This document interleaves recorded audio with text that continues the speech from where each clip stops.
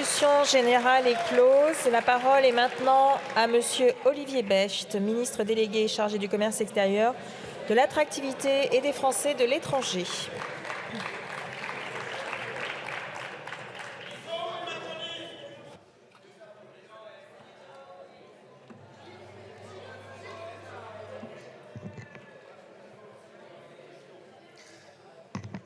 Madame la Présidente, Messieurs les rapporteurs, Mesdames et Messieurs les députés,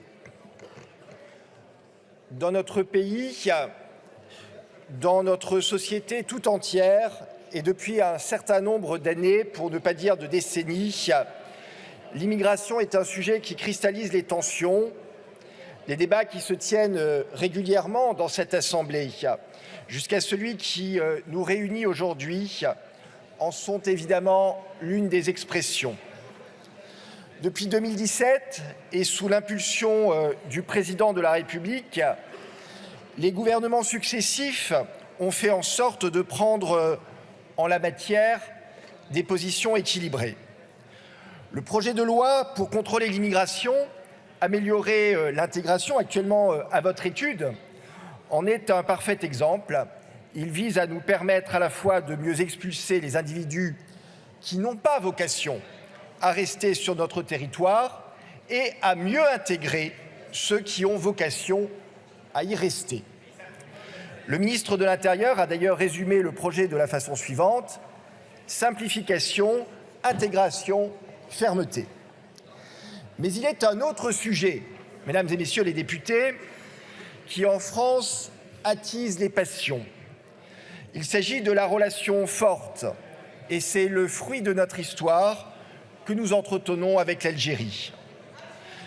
C'est le cas d'ailleurs aujourd'hui dans notre hémicycle, où l'accord de 1968 est remis en question et montré du doigt par certains comme la source de tous les maux liés à l'immigration en France. Ce débat m'amène aujourd'hui devant vous, au sein de cette Assemblée, pour vous répondre.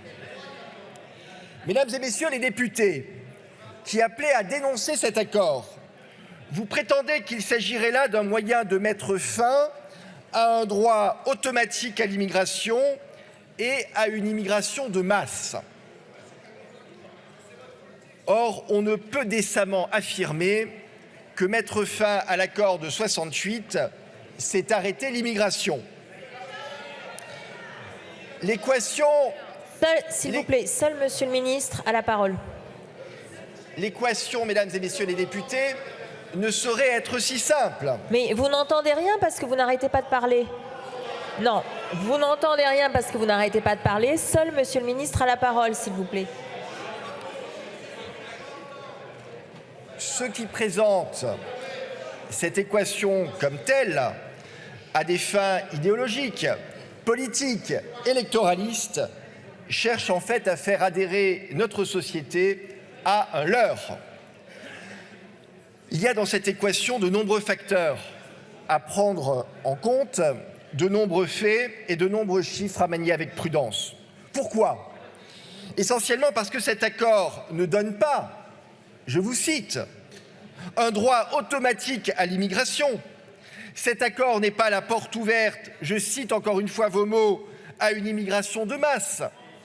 Pourquoi? Il n'y a pas de droit automatique au visa, ni de court séjour, ni de long séjour pour les Algériens. C'est une réalité. Dénoncer cet accord ne réglerait donc en aucun cas la question de l'immigration illégale à laquelle notre pays et une grande partie des pays européens font face, cette immigration illégale que nous combattons.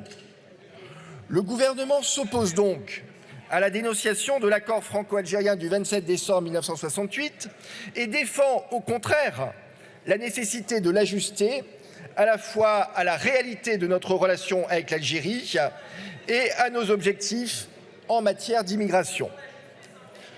En premier lieu, je voudrais vous assurer que dénoncer cet accord ne réduirait pas l'immigration légale en provenance d'Algérie.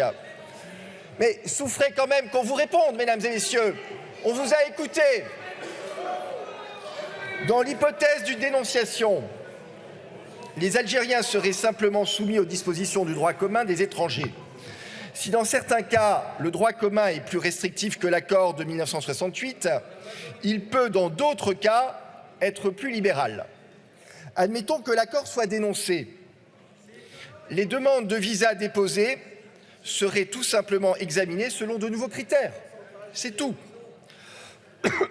Aucun argument sérieux ne permet d'affirmer que le volume des titres de séjour diminuerait automatiquement.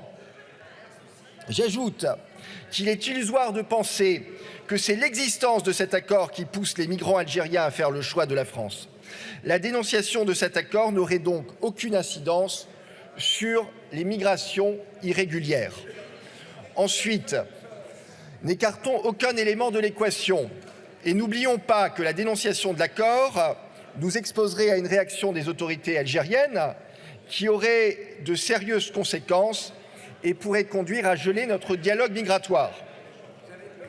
Or, la fin de notre dialogue migratoire, ce serait la fin de la délivrance des laissez-passer consulaires pour les consulats algériens en France et donc la fin de la possibilité pour la France de faire admettre les ressortissants algériens en séjour irrégulier. La fin des laissez-passer consulaires, cela veut dire aussi qu'il faudrait envisager une sortie en masse des ressortissants algériens se trouvant dans les centres de rétention administratifs. Ce serait fortement préjudiciable, en particulier pour les profils les plus signalés. Nous avons donc besoin de ce dialogue migratoire. Et même si nous pouvons et nous devons toujours mieux faire, notre coopération en la matière avec l'Algérie est en amélioration, en particulier s'agissant de la délivrance des laissez-passer consulaires.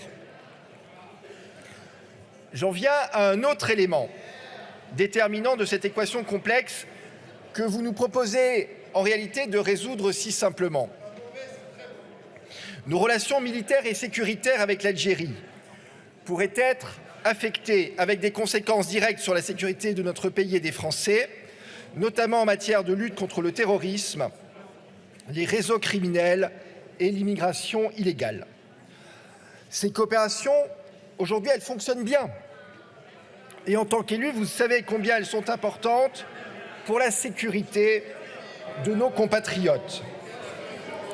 Elles nous permettent d'arrêter des personnes qui ont appartenu à des groupes terroristes et menacent directement notre sécurité. S'il vous plaît, seul Monsieur le Ministre a la parole.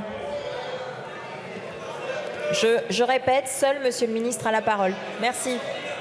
Si on peut continuer, si ça ne vous dérange pas trop. Voilà. Eh oui. Non, alors. Mais ce n'est pas parce que vous n'êtes pas d'accord sur le fond que vous n'avez pas à respecter le débat démocratique.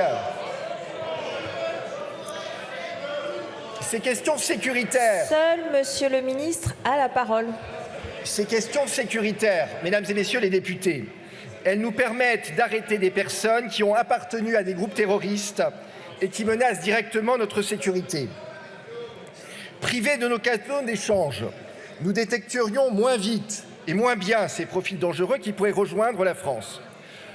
Comme ministre chargé du commerce extérieur, je rappellerai enfin que l'Algérie est notre deuxième partenaire commercial en Afrique et que la France est le deuxième partenaire commercial de l'Algérie. Ce sont donc aussi indirectement, mesdames et messieurs, des entreprises et des emplois français qui seraient menacés par une dénonciation, comme vous l'envisagez, de cet accord. Mesdames et messieurs les députés, vous le voyez, cette dénonciation, elle n'est pas pertinente, tant pour des raisons juridiques que pour des raisons politiques. Vous proposez de mettre fin, je vous cite, à l'immigration de masse, à un droit automatique à l'immigration qui en réalité n'existe pas dans le droit. La dénonciation de cet accord serait donc contre-productive par rapport aux résultats que vous fixez. J'en viens maintenant à un second point. Ce que nous proposons, en revanche, c'est de travailler avec les autorités algériennes pour ajuster l'accord de 1968 et l'adapter à la réalité des circulations humaines entre la France et l'Algérie et à nos objectifs en termes d'immigration. Cet accord offre un cadre utile aux mobilités et au séjour des ressortissants algériens en France.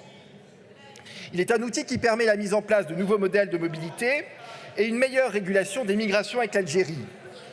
Nous souhaitons désormais tendre vers davantage de migration professionnelle, économique, étudiante, qui dynamise la relation bilatérale et bénéficie à la France. Cette adaptation, mesdames et messieurs, elle est possible. L'accord n'est pas resté figé en 1968. En bonne entente avec les autorités algériennes, nous avons négocié 3 avenants de l'accord en 1985, en 1994 et en 2001.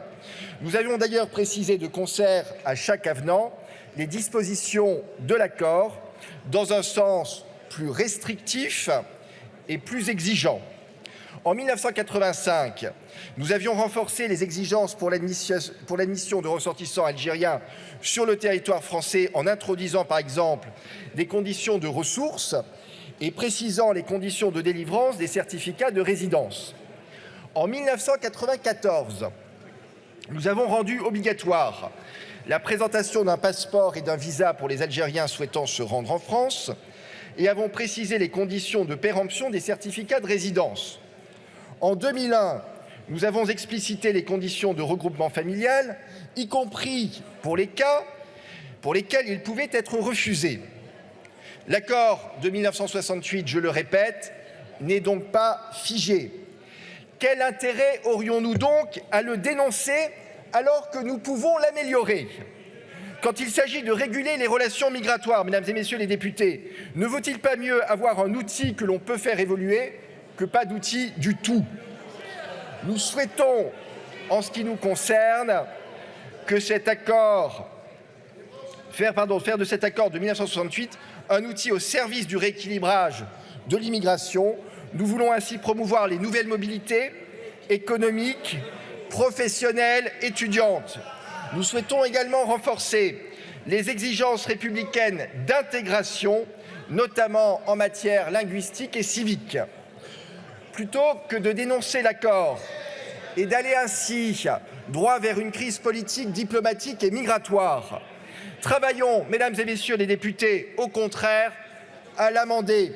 C'est la voie de la responsabilité, c'est celle que nous nous engageons à suivre, que nous vous engageons à suivre en rejetant cette proposition de résolution. Je vous remercie. Merci.